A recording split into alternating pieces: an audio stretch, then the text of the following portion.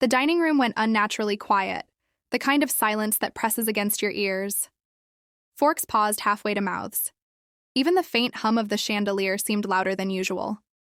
My sister Lauren's words lingered in the air, sharp and careless, like something fragile that had just shattered. My 10-year-old son, Marcus, froze mid-bite. His fork hovered above his plate, his shoulders stiffening as if he'd been struck. I felt it instantly, the way a mother does, before I even looked at him. "What did you just say?" I asked, keeping my voice steady through sheer force of will. Lauren leaned back in her chair, swirling her wine with a slow, practiced motion. That familiar smile tugged at her lips, the one that always made me feel like I was standing trial. "I'm just saying that single parenthood has its challenges," she replied lightly. "Marcus seems a little behind, don't you think? Maybe if he had a stronger male influence." I reached across the table and rested my hand on Marcus's shoulder.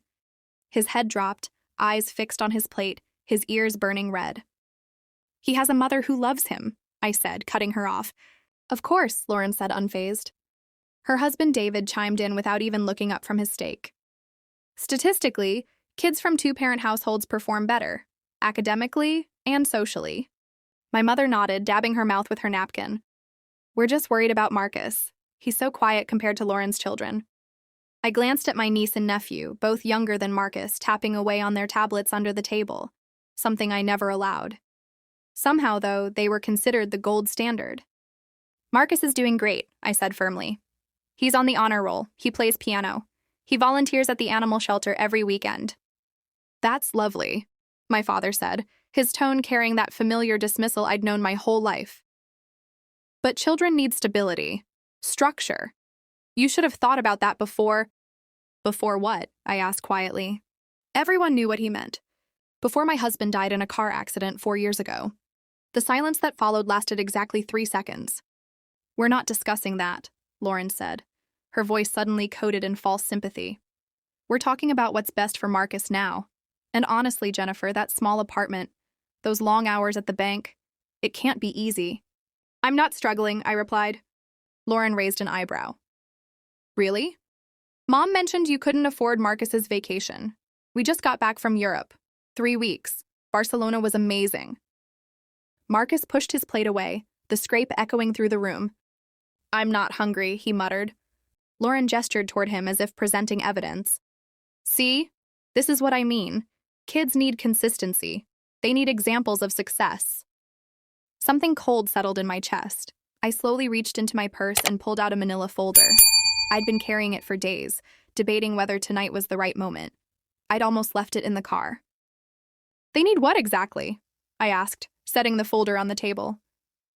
Lauren barely glanced at it. "They need to see what a stable life looks like.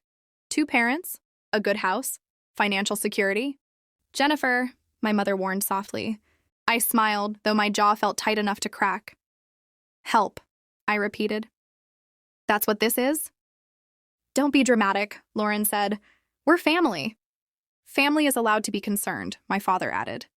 "And concerned families," I said calmly, opening the folder, "should probably know when their mortgage is 3 months overdue."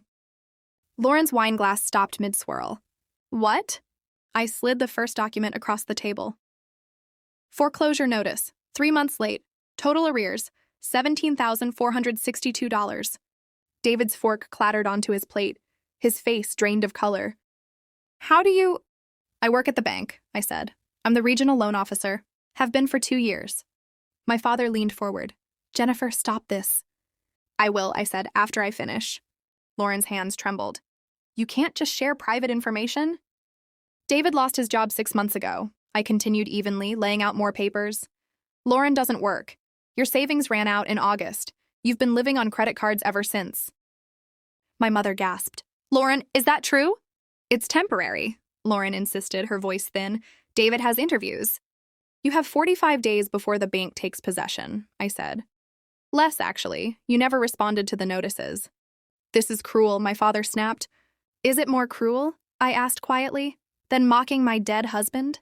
More cruel than calling my son a problem in front of everyone?" The room fell completely silent. "For 4 years," I went on, "I've listened to comments about my life, my job, my parenting. I've watched Marcus absorb every implication that he's less because his father died. I pulled out another document. Do you know who's been paying part of your mortgage the last 3 months? I asked. Lauren's eyes widened. No. $1,200 a month, I said, from my account, straight to the mortgage company. David stared at me. Why would you do that? Because you're family, I replied, and because I didn't want my niece and nephew to lose their home. Marcus was watching me now, confusion and something like pride flickering across his face. But bank transfers, I added, holding up the final page, can be reversed. Lauren's breath caught. You didn't. I did, I said calmly, on Friday. I gathered the papers back into the folder. That brings your total arrears to $18,662. Due immediately. My father slammed his hand on the table. This is vindictive. This, I said, my voice finally rising, is me protecting my son. I stood, taking Marcus's hand. Lauren's face crumpled.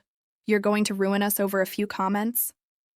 I looked at my son, his hunched shoulders, his untouched food, and felt my resolve harden.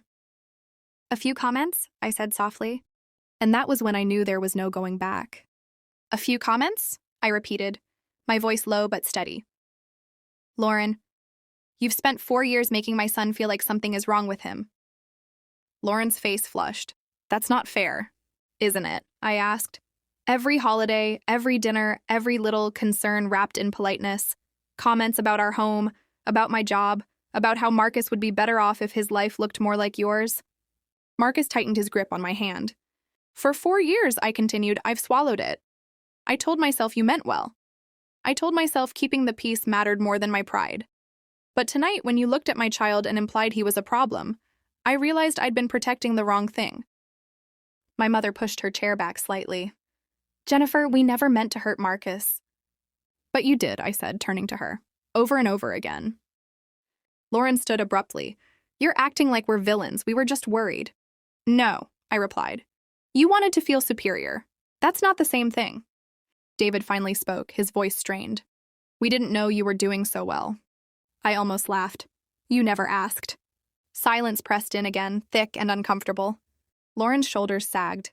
You're really going to stop helping us? I already have, I said. The payments are reversed. Tears spilled down her cheeks. We're family. And family doesn't tear a child down to feel better about themselves, I said. She shook her head wildly. I didn't mean it like that.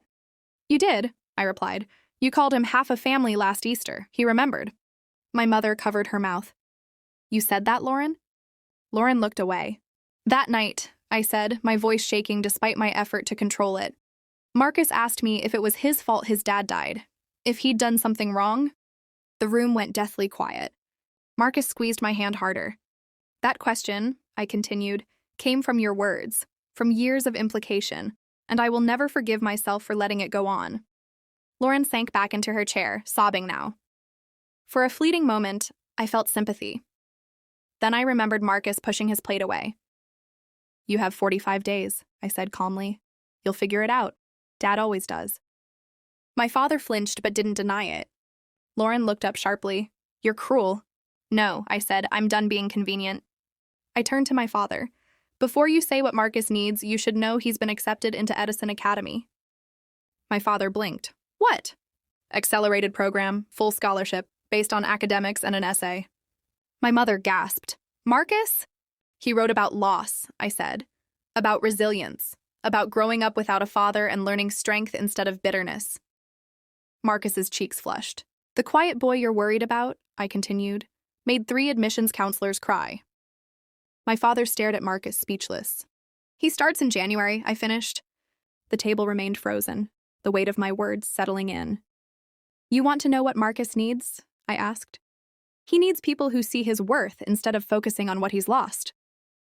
Lauren wiped her face, mascara streaked. I didn't realize... That's the problem, I said. You never tried. I picked up my purse. We won't be coming to Sunday dinners anymore. My mother reached for me. Jennifer, please. Not until respect becomes non-negotiable, I replied. I paused, then added, and one more thing. I pulled out my phone and opened my banking app, turning it toward them. This is my savings account, $230,000. Lauren's mouth fell open. I could pay off your mortgage tomorrow, I said evenly. but I won't. David swallowed hard. My son is watching, I continued, and I need him to learn that kindness doesn't mean tolerating cruelty, even from family. We're not cruel, Lauren whispered. You are, I said. You just call it concern. I took Marcus's hand and headed toward the door. Jennifer, my father said quietly. There was something unfamiliar in his voice. Respect, maybe. You're making a mistake. I turned. No, Dad, the mistake was letting this continue. As we reached the door, my mother called after us.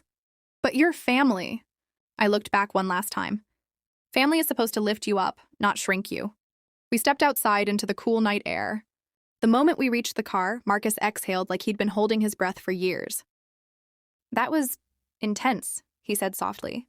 I smiled, my chest aching. You okay? He nodded. Yeah. As I unlocked the car, he glanced at me. Mom? Yeah, buddy? Were you really paying Aunt Lauren's mortgage? I was. Why? I thought for a moment before answering. Because I hoped helping her would make her kinder. He considered that. It didn't. No, I said, it didn't. We pulled out of the driveway, leaving the bright house behind. Are they going to lose their house? Marcus asked. Probably not, I said. Your grandfather will help. Then why did you stop? Because the truth matters, I replied. And because you needed to see that we're okay. He nodded slowly. I never thought I was a mess, he said. My throat tightened. You're not. I know, he said simply. I just didn't like hearing it. I glanced at him, this strong, thoughtful child, and felt something settle inside me. My phone buzzed repeatedly. I ignored it.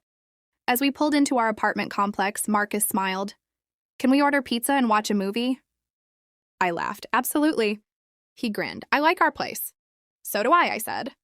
And for the first time in a long while, I meant it. By the time we reached our apartment, the tension that had wrapped itself around my chest all evening had begun to loosen.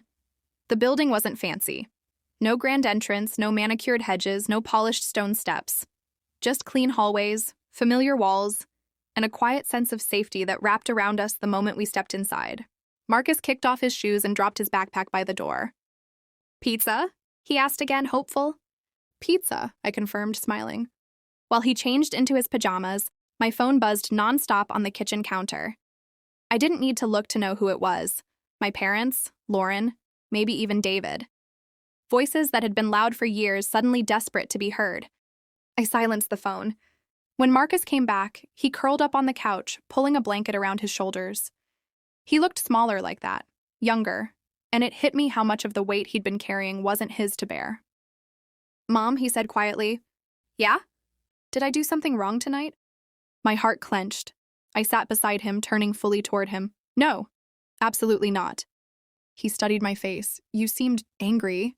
I was, I admitted, but not at you, never at you. He nodded slowly. I didn't like what Aunt Lauren said. I know, but I didn't believe her, he added quickly. I just felt sad. I pulled him into a hug. Feeling sad doesn't mean she was right.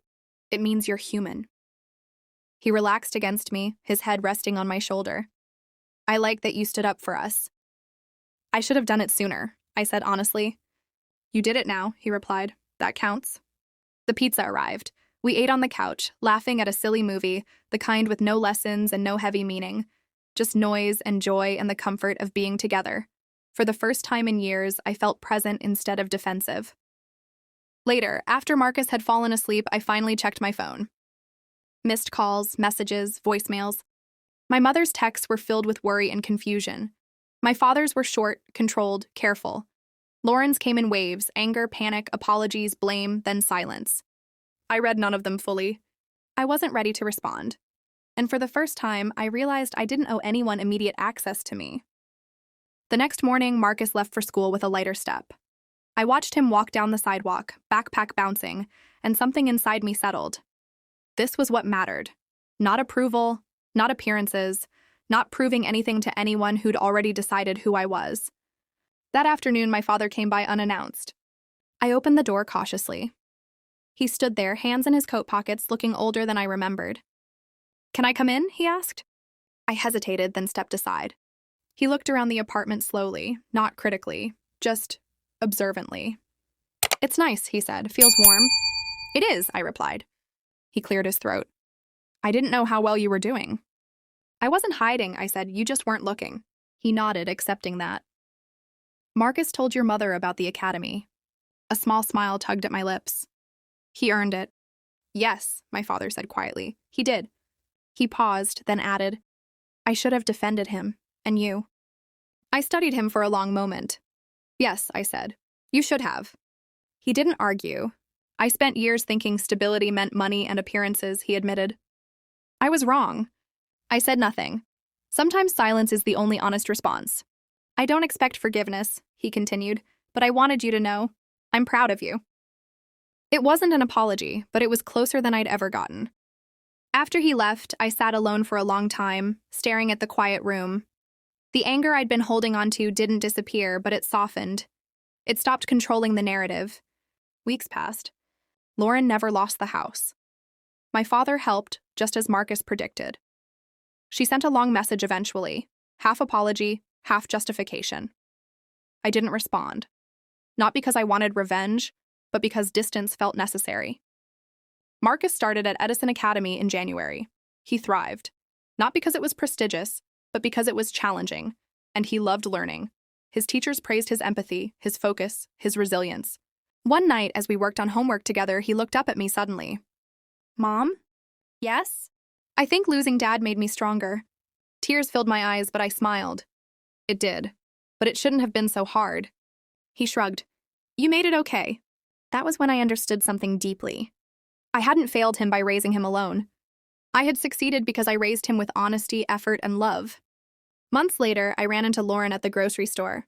She looked different, quieter, less polished. She hesitated before speaking. You were right, she said softly. About a lot of things. I nodded. I know. I hurt Marcus, she added. Yes, I said again. I'm sorry, she whispered.